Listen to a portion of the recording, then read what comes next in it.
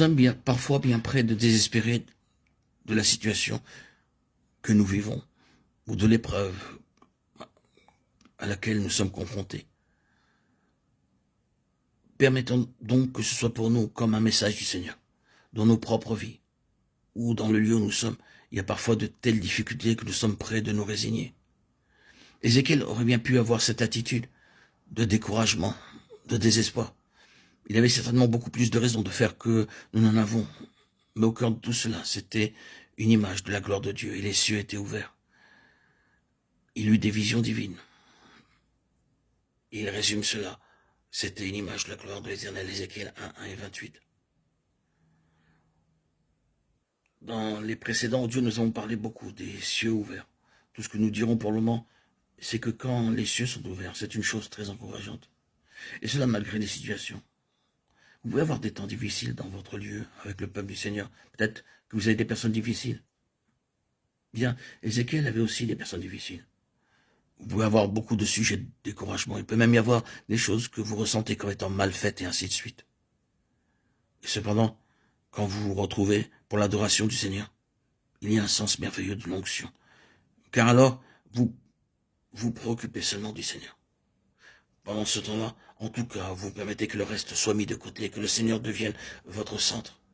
Les cieux sont ouverts. Tant que cela se manifeste, il y a de l'espoir pour votre assemblée, il y a de l'espoir et de l'avenir. Car il n'y a rien de plus désespérant qu'un ciel fermé. Regardons au calvaire. Il y eut des ténèbres sur toute la terre, et vers la 9e heure, Jésus s'écria d'une voix forte, Élie, Élie, lama sabachthani. C'est-à-dire, mon Dieu, pourquoi m'as-tu abandonné? Matthieu 27, 45, 46. Le ciel était fermé, car là, sur la croix, il prenait le péché du monde tout entier. Le ciel était fermé, il n'y avait aucune voie d'accès. Ce fut la situation la plus désespérée qu'il n'y ait jamais eu.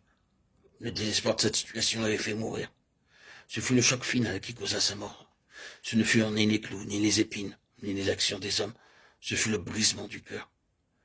Parce qu'il avait vécu toute sa vie terrestre avec un libre accès auprès du Père, avec un ciel ouvert.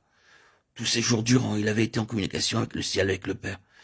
Il n'avait jamais connu jusqu'alors un seul moment de ciel fermé.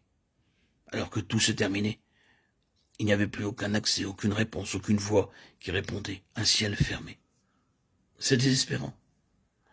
Si vous et moi, nous avons une quelconque réponse à la prière, le moindre témoignage ou la plus petite indication que le Seigneur ne nous a pas abandonnés, qu'il nous soit donné d'en haut, qu'il descende sur nous, si nous avons quelque chose de cela, alors le ciel est encore ouvert. Et c'est plein d'espoir pour l'avenir. Chérissons le ciel ouvert dans nos temps d'adoration. Beaucoup d'ombres peuvent perdurer, beaucoup de choses difficiles, des situations, comme pour Ézéchiel, peuvent subsister.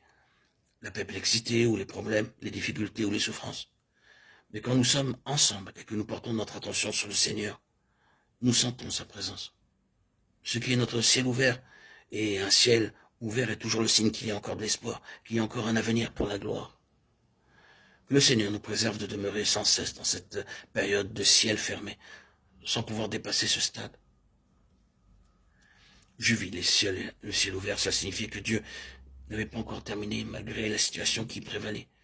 Dieu n'avait pas renoncé. Il pouvait y avoir des jugements comme les chapitres suivants le montrent dans le livre d'Ézéchiel.